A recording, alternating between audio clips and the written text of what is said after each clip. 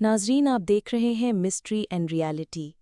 आज हम आपको लेकर जा रहे हैं एक ऐसे इंसान की ज़िंदगी में जो ना सिर्फ एशिया बल्कि दुनिया के ताकतवर तरीन और अमीर तरीन लोगों में शुमार होता है। लेकिन क्या आप जानते हैं कि मुकेश अंबानी की शुरुआत कहाँ से हुई? क्या वो हमेशा से इतने अमीर थे, या फिर उनकी ज़िंदगी भी जद्दोजहद, कुर्बानियों और सच्चाइयों से भरी हुई एक लंबी कहानी है? आज की ये वीडियो ना सिर्फ आपको हैरान करेगी बल्कि आपको जज्बाती भी कर देगी। मुकेश अंबानी 19 अप्रैल 1957 को यमन के शहर अद में पैदा हुए, जहां उनके वालिद धीलोभाई अंबानी बतौर पेट्रोल पंप वर्कर काम करते थे।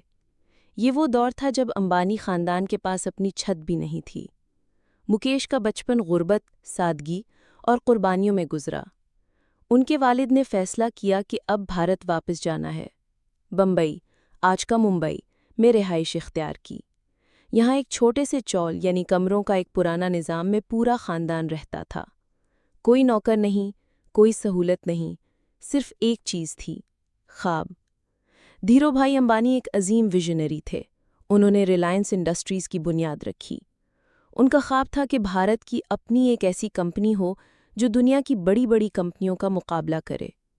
मुकेश बचपन से ही अपने वालिद के साथ काम में दिलचस्पी लेते थे।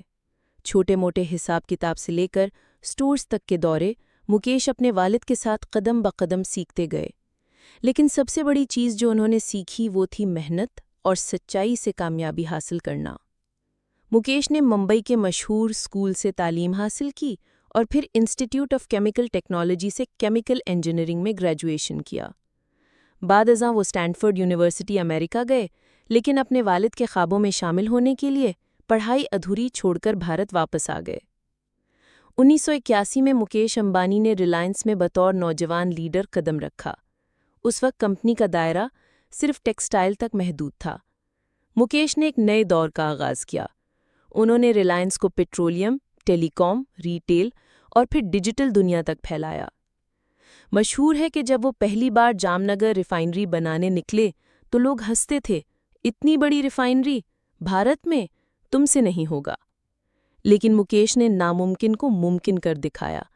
दुनिया की सबसे बड़ी रिफाइनरी जामनगर में बनाई और वो आज भी दुनिया की सबसे बड़ी रिफाइनरियों में शुमार होती है। 2002 में धीरोभाई अंबानी इंतकाल कर गए। मुकेश के लिए ये एक बहुत बड़ा सदमा था। एक तरफ वालिद की जुदाई, दूसरी तरफ कंपनी की जिम्मेदारी और तीसरी तरफ भाई अनिल अंबानी के साथ इख्तलाफात।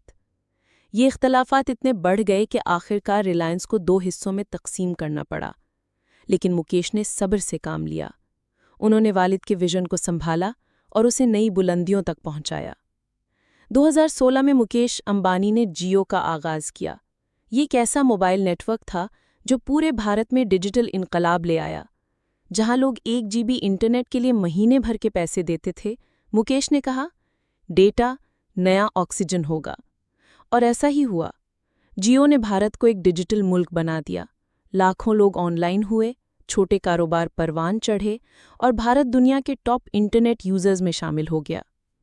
मुकेश अंबानी के बारे में कहा जाता है कि वो दुनिया के अमीर तरीन लोगों में शामिल होने के बावजूद एक सादा इंसान है। उनकी बीवी नीता अंबानी एक समाजी कारकुन और स्कूल फाउंडर हैं। उनके 3 बच्चे हैं, आकाश, ईशा और अनंत। आज मुकेश अंबानी की दौलत $120 बिलियन से ज़ायद है और उनका घर एंटिलिया दुनिया के सबसे महंगे घरों में शुमार होता है। लेकिन फिर भी वो आज भी सादगी, ख़ानदानी रवायात और वालिद की तरबियत को सबसे बड़ा सरमाया मानते हैं। मुकेश अंबानी की ज़िंदगी हमें सिखाती है कि अगर ख्वाब बड़ा हो, नीयत साफ हो और मेहनत दिल से की जाए तो एक पेट्रोल पंप वर्कर का बेटा भी दुनिया के सबसे ताकतवर बिजनेसमैनों में शामिल हो सकता है। यही है असल राज, ख्वाब, मेहनत और ख़ानदानी रिश्तों की ताकत। अगर आपको ये वीडियो पसंद आई तो चैनल मिस्ट्री एंड रियलिटी को ज़रूर सब्सक्राइब करें। यहाँ आपको मिलेंगी वो कहानियाँ जो दिल को छू जाएंगी।